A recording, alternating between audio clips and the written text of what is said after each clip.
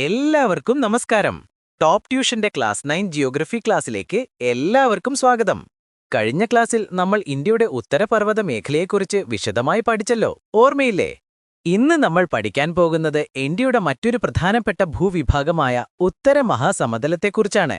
പുസ്തകത്തിലെ 2ാമത്തെ അധ്യായം, വിശാലമായ സമതലത്തിൽ, ഇൻ ദി എക്സ്പാൻസീവ് പ്ലെയിൻ. നിങ്ങൾ ഇന്ത്യയുടെ ഭൂപടം നോക്കൂ. ഉത്തരപർവ്വതങ്ങൾക്ക് തെക്കായും ഉപദ്വീപീയ പീഠഭൂമിക്ക് വടക്കായും ഒരു വലിയ സമതലം കാണുന്നില്ലേ? അതെ, അതാണ് നമ്മുടെ ഉത്തരമഹാസമതലം. ഇതിനെ ഇൻഡോ ഗംഗ ബ്രഹ്മപുത്ര സമതലം എന്നും വിളിക്കാറുണ്ട്. എന്തുകൊണ്ടാണ് ഈ പേര് വന്നതെന്ന് അറിയാമോ? സിന്ധു, ഗംഗ, ബ്രഹ്മപുത്ര എന്നീ നദികളും അവയുടെ പോഷക നദികളും ചേർന്നാണ് ഈ സമതലം രൂപപ്പെടുത്തിയത്. അതുകൊണ്ടാണ് ഇതിന് ആ പേര് ലഭിച്ചത്. ഈ വിശാലമായ സമതലം എങ്ങനെയുണ്ടായെന്ന് നമുക്ക് നോക്കിയാലോ? ഇതൊരു അത്ഭുതകരമായ പ്രക്രിയയാണ്. കഴിഞ്ഞ അധ്യായത്തിൽ നമ്മൾ ഹിമാലയം ഉണ്ടായതിനെക്കുറിച്ച് പഠിച്ചു. ഹിമാലയം രൂപപ്പെട്ടപ്പോൾ അതിന് തെക്കുഭാഗത്തായി വളരെ വലിയൊരു താഴ്ന്ന പ്രദേശം രൂപപ്പെട്ടു. ഒരു വലിയ കുഴി പോലെ എന്ന് സങ്കൽപ്പിക്കാം. ഹിമാലയത്തിൽ നിന്നും ഉപദ്വീപീയ പീഠഭൂമിയിൽ നിന്നും ഉത്ഭവിക്കുന്ന നദികൾ ഒഴുകി വരുമ്പോൾ ധാരാളം മണ്ണും ചെളിയും കല്ലുകളും, അതായത് എക്കൽ കൂടെ കൊണ്ടുവരും. ലക്ഷക്കണക്കിന് വർഷങ്ങളായി ഈ നദികൾ കൊണ്ടുവന്ന എക്കൽ ഈ വലിയ താഴ്ന്ന പ്രദേശത്ത് അടിഞ്ഞുകൂടി. അങ്ങനെയാണ് ഫലഭൂയിഷ്ഠമായ ഈ ഉത്തര മഹാസമതലം രൂപം കൊണ്ടത്. നമ്മൾ മഴക്കാലത്ത് വെള്ളമൊഴുകിപ്പോകുമ്പോൾ ചെളിയും മണ്ണും ഒലിച്ചുപോകുന്നത് കണ്ടിട്ടില്ലേ? ഉയർന്ന സ്ഥലത്ത് നിന്ന് താഴ്ന്ന സ്ഥലത്തേക്ക് അത് അടിഞ്ഞുകൂടുന്നു. ഏകദേശം അതുപോലൊരു വലിയ പ്രതിഭാസമാണിത്. ഈ സമതലത്തിലെ എക്കൽ നിക്ഷേപത്തിന്റെ ശരാശരി ആഴം 1000 മുതൽ 2000 മീറ്റർ വരെയാണ്. അതായത് അത്രയും കനത്തിൽ മണ്ണ് അടിഞ്ഞുകൂടിയിട്ടുണ്ട്. ഈ സമതലം ലോകത്തിലെ തന്നെ ഏറ്റവും വലിയ എക്കൽ സമതലങ്ങളിൽ ഒന്നാണ്. ഇതിന്റെ ആകെ നീളം ഏകദേശം 3200 കിലോമീറ്ററാണ്. അതിൽ ഏകദേശം 2400 കിലോമീറ്റർ ഇന്ത്യയിലാണ്. കിഴക്ക് നിന്ന് പടിഞ്ഞാറോട്ട് പോകുന്തോറും ഇതിന്റെ വീതി കൂടി വരുന്നു. ഏകദേശം 150 മുതൽ 300 കിലോമീറ്റർ വരെയാണ് വീതി. ഏകദേശം 7 ലക്ഷം ചതുരശ്ര കിലോമീറ്റർ വിസ്തൃതിയുണ്ട് ഈ സമതലത്തിന്. എന്തൊരു വലിപ്പമാണല്ലേ! ഈ പ്രദേശം കൃഷിക്ക് വളരെ അനുയോജ്യമാണ്. എന്തുകൊണ്ടായിരിക്കും? 1 ഫലഭൂയിഷ്ഠമായ എക്കൽ മണ്ണ്, 2 ആവശ്യത്തിന് വെള്ളം, 3 അനുകൂലമായ കാലാവസ്ഥ, 4 നിരപ്പായ ഭൂപ്രകൃതി. ഇതൊക്കെ കൊണ്ടാണ് ഉത്തര മഹാസമതലത്തെ ഇന്ത്യയുടെ ധാന്യപ്പുര എന്ന് വിളിക്കുന്നത്. ഇനി നമുക്ക് ഈ സമതലത്തെ 4 പ്രധാന ഭാഗങ്ങളായി തിരിക്കാം. 1 രാജസ്ഥാൻ സമതലം, 2 പഞ്ചാബ് ഹരിയാന സമതലം, 3 ഗംഗാ സമതലം, 4 ബ്രഹ്മപുത്ര സമതലം. നമുക്ക് ഓരോന്നായി പരിശോധിക്കാം. ആദ്യം രാജസ്ഥാൻ സമതലം. ഇത് ഉത്തര മഹാസമതലത്തിന്റെ ഏറ്റവും പടിഞ്ഞാറ് ഭാഗത്താണ്. ഥാർ മരുഭൂമി ഇതിന്റെ ഭാഗമാണ്. ആരവല്ലി പർവ്വതനിരകൾക്ക് പടിഞ്ഞാറായാണ് ഇത് സ്ഥിതി ചെയ്യുന്നത്. ഇവിടുത്തെ പ്രധാന നദി ലൂണിയാണ്. ഇതൊരു വറ്റുന്ന നദിയാണ്. അതായത് മഴക്കാലത്ത് മാത്രമേ ഇതിൽ വെള്ളമുണ്ടാവുകയുള്ളൂ. ഇവിടെ ധാരാളം ഉപ്പ് തടാകങ്ങൾ കാണാം. സാംഭർ തടാകം അതിലൊന്നാണ്. ഇനി നമുക്ക് കിഴക്കോട്ട് വരാം. അടുത്തത് പഞ്ചാബ് ഹരിയാന സമതലം. രാജസ്ഥാൻ സമതലത്തിൽ നിന്ന് കിഴക്കോട്ടും വടക്ക് കിഴക്കോട്ടും പോകുമ്പോൾ ഫലഭൂയിഷ്ഠമായ ഒരു പ്രദേശമാണിത്. ഈ സമതലത്തിന്റെ കിഴക്കേ അതിർത്തി യമുന നദിയാണ്. ഇന്ത്യയിൽ പഞ്ചാബ്, ഹരിയാന, ഹിമാചൽ പ്രദേശ് എന്നീ സംസ്ഥാനങ്ങളിലായി ഇത് വ്യാപിച്ചു കിടക്കുന്നു. ഏകദേശം 1.75 ലക്ഷം ചതുരശ്ര കിലോമീറ്റർ വിസ്തൃതിയുണ്ട്. സത്ലജ്, രവി, ബിയാസ്, ചിനാബ്, ജലം എന്നീ 5 നദികൾ കൊണ്ടുവന്ന എക്കൽ നിക്ഷേപിച്ചാണ് പഞ്ചാബ് സമതലം രൂപം കൊണ്ടത്.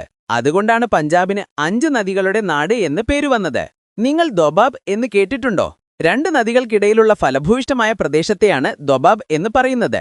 പഞ്ചാബിൽ 5 പ്രധാന ദൊബാബുകളുണ്ട്. ഉദാഹരണത്തിന് ബിയാസും സത്ലജ് നദികൾക്കിടയിലുള്ള ബിസ്ത് ജലന്ധർ ദൊബാബ്, അതുപോലെ ബിയാസിനും രവിക്കുമിടയിലുള്ള ബാരി ദൊബാബ്. ഇനി 3ാമത്തെ വിഭാഗം, ഗംഗാ സമതലം. ഇതാണ് ഉത്തരമഹാസമതലത്തിലെ ഏറ്റവും വലിയ ഭാഗം. യമുന നദി മുതൽ കിഴക്ക് ബംഗ്ലാദേശ് വരെ ഇത് നീണ്ടുകിടക്കുന്നു. ഉത്തരാഖണ്ഡ്, ഉത്തർപ്രദേശ്, ഹരിയാന, ഡൽഹി, ഝാർഖണ്ഡ്, പശ്ചിമ ബംഗാൾ എന്നീ സംസ്ഥാനങ്ങളിൽ ഇത് വ്യാപിച്ചു കിടക്കുന്നു. ഇതിന്റെ വിസ്തൃതി ഏകദേശം 3.75 ലക്ഷം ചതുരശ്ര കിലോമീറ്ററാണ്. ഗംഗയും അതിന്റെ പോഷക നദികളായ യമുന, ഘാഗ്ര, ഗണ്ഡക്, കോസി എന്നിവയും ചേർന്നാണ് ഇത് രൂപം കൊണ്ടത്. ഈ സമതലത്തെ ഭൂമിശാസ്ത്രപരമായ സവിശേഷതകൾ അനുസരിച്ച് വീണ്ടും 3ആയി തിരിച്ചിട്ടുണ്ട്. അപ്പർ ഗംഗാ സമതലം, മിഡിൽ ഗംഗാ സമതലം, ലോ ഗംഗാ സമതലം എന്നിങ്ങനെ. ഇനി നമുക്ക് ഏറ്റവും കിഴക്കേ അറ്റത്തുള്ള ബ്രഹ്മപുത്ര സമതലത്തിലേക്ക് പോകാം. ഇതിനെ ബ്രഹ്മപുത്ര താഴ്വര, അസം താഴ്വര അല്ലെങ്കിൽ അസം സമതലം എന്നും വിളിക്കാറുണ്ട്. ഇതിന്റെ ഭൂരിഭാഗവും അസം സംസ്ഥാനത്തിലാണ്. ഏകദേശം 720 കിലോമീറ്റർ നീളവും 60 മുതൽ 70 കിലോമീറ്റർ വരെ വീതിയുമുണ്ട്. ബ്രഹ്മപുത്ര നദിയും അതിന്റെ പോഷക നദികളായ ടീസ്റ്റ, മാനസ്, ലോഹിത് ദിബാംഗ് എന്നിവയും ചേർന്നാണ് ഇത് രൂപം കൊണ്ടത്. ഈ സമതലത്തിൽ അലൂവിയൽ ഫാനുകൾ ധാരാളമായി കാണപ്പെടുന്നു. എന്താണ് അലൂവിയൽ ഫാൻ? പർവ്വതങ്ങളിൽ നിന്ന് സമതലങ്ങളിലേക്ക് പ്രവേശിക്കുമ്പോൾ നദികളുടെ വേഗത പെട്ടെന്ന് കുറയുന്നു. അപ്പോൾ നദികൾ കൊണ്ടുവരുന്ന മണ്ണും കല്ലുകളും ഒരു ഫാനിന്റെ ആകൃതിയിൽ നിക്ഷേപിക്കപ്പെടുന്നു. ഇതിനെയാണ് അലൂവിയൽ ഫാൻ എന്ന് പറയുന്നത്. രസകരമല്ലേ? ഇനി നമുക്ക് ഉത്തര മഹാസമതലത്തെ അതിന്റെ ഭൂപ്രകൃതി അനുസരിച്ച് വടക്ക് നിന്ന് തെക്കോട്ട് എങ്ങനെ തരംതിരിച്ചിരിക്കുന്നു എന്ന് നോക്കാം. പ്രധാനമായും 3 മേഖലകളുണ്ട്. 1 ഭാബർ, 2 ടെറൈ, 3 എക്കൽ സമതലം. ആദ്യം ഭാബർ. ഇത് ശിവാലിക് പർവ്വതനിരകളുടെ തൊട്ടു താഴെ അതിന് സമാന്തരമായി കാണുന്ന ഒരു ഇടുങ്ങിയ മേഖലയാണ്. ഏകദേശം 8 മുതൽ 10 കിലോമീറ്റർ വരെ വീതിയുള്ളൂ. പർവ്വതങ്ങളിൽ നിന്ന് വരുന്ന നദികൾ കൊണ്ടുവരുന്ന വലിയ കല്ലുകളും പാറകളും ഇവിടെ നിക്ഷേപിക്കപ്പെടുന്നു. അതുകൊണ്ട് ഇവിടെ എത്തുമ്പോൾ ചെറിയ നദികളൊന്നും കാണാൻ കഴിയില്ല. അവ ഈ കല്ലുകൾക്കിടയിലൂടെ അപ്രത്യക്ഷമായി ഒഴുകുന്നു. അടുത്തത് ടറായി. ഭാബർ മേഖലയ്ക്ക് തെക്കായി അതിന് സമാന്തരമായി കാണുന്ന ചതുപ്പ് നിറഞ്ഞ പ്രദേശമാണിത്. ഏകദേശം 10 മുതൽ 20 കിലോമീറ്റർ വരെ വീതിയുണ്ട്. ഭാബറിൽ അപ്രത്യക്ഷമായ നദികൾ വീണ്ടും ഉപരിതലത്തിൽ പ്രത്യക്ഷമാകുന്നത് ഇവിടെയാണ്. അതുകൊണ്ടാണ് ഇതൊരു ചതുപ്പ് നിലമായി മാറുന്നത്. ഇവിടെ ഇടത്തുരന്ന വനങ്ങളും വിവിധ വന്യജീവികളുമുണ്ട്. ഇനി തിർമതി എക്കൽ സമതലം. ടറായ് മേഖലയ്ക്ക് തെക്കുള്ള വിശാലമായ പ്രദേശമാണിത്. ഇവിടെ പഴയ എക്കൽ നിക്ഷേപവും പുതിയ എക്കൽ നിക്ഷേപവും ഉണ്ട്. പഴയ എക്കൽ നിക്ഷേപത്തെ ഭാങ്ങർ എന്നും പുതിയതും കൂടുതൽ ഫലഭൂയിഷ്ടവുമായ എക്കൽ നിക്ഷേപത്തെ ഖാദർ എന്നും വിളിക്കുന്നു. നദികളുടെ തീരങ്ങളിൽ വെള്ളപ്പൊക്കമുണ്ടാകുമ്പോഴാണ് ഖാദർ രൂപം കൊള്ളുന്നത്. അതുകൊണ്ട് ഖാദർ മണ്ണ് കൃഷിക്ക് വളരെ നല്ലതാണ്. ഈ സമതലങ്ങളിൽ നദികൾ പലതരം രൂപങ്ങൾ ഉണ്ടാക്കുന്നുണ്ട്. അവയിൽ ഒന്നാണ് മിയാൻഡറുകൾ. നിരപ്പായ പ്രദേശത്ത് കൂടി ഒഴുകുമ്പോൾ നദികൾ വളഞ്ഞും പുളഞ്ഞും ഒഴുകുന്നു. ഈ വളവുകളെയാണ് മിയാൻഡറുകൾ എന്ന് പറയുന്നത്. തുടർച്ചയായ ഒഴുക്കുമൂലം ഈ വളവുകൾ വലുതാവുകയും പിന്നീട് നദിയിൽ നിന്ന് വേർപെട്ട് തടാകങ്ങളായി മാറുകയും ചെയ്യുന്നു. ഇവയെ ഓക്സ്ബോ തടാകങ്ങൾ എന്ന് വിളിക്കുന്നു. കാളയുടെ കൊമ്പിന്റെ ആകൃതിയുള്ളതുകൊണ്ടാണ് ഈ പേര് വന്നത്. നദികൾ കടലിലെത്തുന്നതിന് മുൻപ് പല കൈവഴികളായി പിരിയും. ഈ കൈവഴികൾക്കിടയിൽ നദി കൊണ്ടുവന്ന എക്കൽ നിക്ഷേപിച്ച് ത്രികോണാകൃതിയിലുള്ള ഒരു പ്രദേശം രൂപം കൊള്ളുന്നു. ഇതിനെയാണ് ഡെൽറ്റ എന്ന് പറയുന്നത്. ഗ്രീക്ക് അക്ഷരമായ ഡെൽറ്റയുടെ ആകൃതിയുള്ളതുകൊണ്ടാണ് ഈ പേര് വന്നത്. ഗംഗ ബ്രഹ്മപുത്ര ഡെൽറ്റ സുന്ദർബൻസ് ലോകത്തിലെ ഏറ്റവും വലിയ ഡെൽറ്റയാണ്. അപ്പോൾ നദികളുടെ നിക്ഷേപ പ്രക്രിയ മൂലമുണ്ടാകുന്ന ഭൂരൂപങ്ങൾ ഏതൊക്കെയാണ്? അലൂവിയൽ ഫാനുകൾ, വെള്ളപ്പൊക്ക സമതലങ്ങൾ, മിയാൻഡറുകൾ, ഓക്സ്ബോ തടാകങ്ങൾ, ഡെൽറ്റകൾ. കൊള്ളാം. ഇനി നമുക്ക് ഉത്തര മഹാസമതലത്തിലെ കാലാവസ്ഥയെക്കുറിച്ച് പഠിക്കാം. ഇവിടുത്തെ കാലാവസ്ഥയ്ക്ക് ചില പ്രത്യേകതകളുണ്ട്. പ്രധാനമായും 4 കാലങ്ങളാണ് ഇവിടെ അനുഭവപ്പെടുന്നത്. 1 ശൈത്യകാലം, 2 വേനൽക്കാലം, 3 തെക്കുപടിഞ്ഞാറൻ മൺസൂൺ കാലം, 4 വടക്ക് കിഴക്കൻ മൺസൂൺ കാലം. ആദ്യം ശൈത്യകാലം. സാധാരണയായി നവംബർ പകുതിയോടെയാണ് ഉത്തരേന്ത്യയിൽ ശൈത്യകാലം ആരംഭിക്കുന്നത്. ഡിസംബർ, ജനുവരി മാസങ്ങളിൽ അതികഠിനമായ തണുപ്പ് അനുഭവപ്പെടും. എന്തുകൊണ്ടാണ് ഇത്രയും തണുപ്പ്? 1 ഈ പ്രദേശം സമുദ്രത്തിൽ നിന്ന് ഒരുപാട് ദൂരെയാണ്. അതുകൊണ്ട് സമുദ്രത്തിന്റെ സ്വാധീനം കുറവാണ്. 2 അടുത്തുള്ള ഹിമാലയൻ മലനിരകളിൽ മഞ്ഞുവീഴ്ചയുണ്ടാകുന്നത് തണുത്ത കാറ്റിന് കാരണമാകുന്നു. 3 പടിഞ്ഞാറൻ ഏഷ്യയിൽ നിന്നുള്ള തണുത്ത കാറ്റും തണുപ്പ് വർദ്ധിപ്പിക്കുന്നു. അടുത്തത് വേനൽക്കാലം. മാർച്ച് മാസത്തോടെ ചൂട് കൂടിത്തുടങ്ങും. ഏപ്രിൽ, മെയ്, ജൂൺ മാസങ്ങളിലാണ് കഠിനമായ വേനൽ. മെയ് മാസമാകുമ്പോഴേക്കും രാജസ്ഥാൻ പോലുള്ള പടിഞ്ഞാറൻ ഭാഗങ്ങളിൽ താപനില 40 ഡിഗ്രി സെൽഷ്യസ് വരെ ഉയരും. രാജസ്ഥാനിലെ മരുഭൂമിയിൽ നിന്ന് ഗംഗാസമതലത്തിലേക്ക് വീശുന്ന ചൂടുള്ളതും വരണ്ടതുമായ കാറ്റാണ് ലൂ. ഇത് താപനിലയെ വല്ലാതെ കൂട്ടും. വൈകുന്നേരങ്ങളിൽ പൊടിക്കാറ്റുകൾ സാധാരണമാണ്. ഈ കാറ്റുകൾ ചിലപ്പോൾ ചെറിയ മഴ കൊണ്ടുവരാറുണ്ട്. അത് ചൂടിനൊരാശ്വാസം നൽകും. ഇനി മഴക്കാലം, അതായത് തെക്കുപടിഞ്ഞാറൻ മൺസൂൺ കാലം. ജൂൺ മുതൽ സെപ്റ്റംബർ വരെയാണ് ഈ കാലം. വേനൽക്കാലത്ത് ഉത്തരേന്ത്യൻ സമതലങ്ങളിൽ കനത്ത ചൂട് കാരണം ഒരു ന്യൂനമർദ്ദമേഖല, അതായത് ലോ പ്രഷർ ഏരിയ രൂപം കൊള്ളുന്നു. ഈ ന്യൂനമർദ്ദം ഇന്ത്യൻ മഹാസമുദ്രത്തിൽ നിന്നുള്ള ഈർപ്പം നിറഞ്ഞ കാറ്റിനെ ഇങ്ങോട്ടാകർഷിക്കുന്നു. ഇവയാണ് തെക്കുപടിഞ്ഞാറൻ മൺസൂൺ കാറ്റുകൾ. ഇവ 2 ശാഖകളായാണ് ഇന്ത്യയിലേക്ക് പ്രവേശിക്കുന്നത്: അറബിക്കടൽ ശാഖയും ബംഗാൾ ഉൾക്കടൽ ശാഖയും. ബംഗാൾ ഉൾക്കടൽ ശാഖയാണ് ഗംഗാ-ബ്രഹ്മപുത്ര സമതലങ്ങളിൽ വ്യാപകമായി മഴ പെയ്യിക്കുന്നത്. അറബിക്കടൽ ശാഖ ആരവല്ലി പർവ്വതനിരകൾക്ക് സമാന്തരമായി പോകുന്നതുകൊണ്ട് രാജസ്ഥാനിൽ വളരെ കുറഞ്ഞ മഴയേ ലഭിക്കൂ. അവസാനമായി വടക്ക് കിഴക്കൻ മൺസൂൺ കാലം. ഇതിനെ മൺസൂണിന്റെ പിൻവാങ്ങൽ കാലമെന്നും പറയും. സെപ്റ്റംബറോടെ ന്യൂനമർദ്ദം തെക്കോട്ട് നീങ്ങാൻ തുടങ്ങും. അപ്പോൾ ഉത്തരേന്ത്യൻ സമതലങ്ങളിൽ ഒരു ഉച്ചമർദ്ദമേഖല രൂപപ്പെടും. തൽഫലമായി കാറ്റ് കരയിൽ നിന്ന് കടലിലേക്ക് വീശാൻ തുടങ്ങും. ഈ കാറ്റിൽ ഈർപ്പമില്ലാത്തതുകൊണ്ട് ഈ കാലത്തിവിടെ പൊതുവെ വരണ്ട കാലാവസ്ഥയായിരിക്കും. എന്നാൽ ഉയർന്ന താപനിലയും അന്തരീക്ഷത്തിലെ ഈർപ്പവും കാരണം ഒക്ടോബർ മാസത്തിൽ അസഹനീയമായ ഒരു തരം പുഴുക്ക് അനുഭവപ്പെടും. ഇതിനെ ഒക്ടോബർ ചൂട് എന്ന് പറയുന്നു. ഇനി നമുക്ക് ഇവിടത്തെ സ്വാഭാവിക സസ്യജാലങ്ങളെക്കുറിച്ച് നോക്കാം. കാലാവസ്ഥയിലും മണ്ണിലുമുള്ള വ്യത്യാസം കാരണം പലതരം സസ്യങ്ങൾ ഇവിടെയുണ്ട്. പ്രധാനമായും 3 തരം വനങ്ങളാണ് ഇവിടെ കാണുന്നത്. 1. ഉഷ്ണമേഖല ഇലപൊഴിയും കാടുകൾ. 2.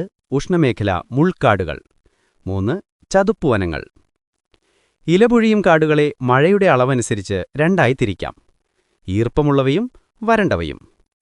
തേക്കും സാലുമൊക്കെ ഈ കാടുകളിലെ പ്രധാന മരങ്ങളാണ്. കുറഞ്ഞ മഴ ലഭിക്കുന്ന പടിഞ്ഞാറൻ ഭാഗങ്ങളിലാണ് മുൾക്കാടുകൾ കാണുന്നത്.